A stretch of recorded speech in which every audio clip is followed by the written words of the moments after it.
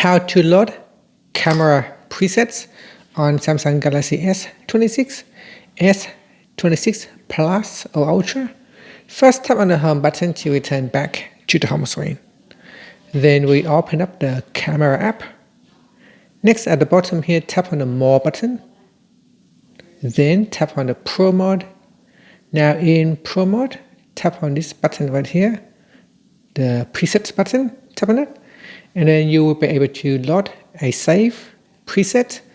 Otherwise, if you don't have one, you can go to Preset settings and you can create one. Once you have created a preset, you can then load it. So here, I will save it, and then I go back in here to my camera, and now I can load the preset.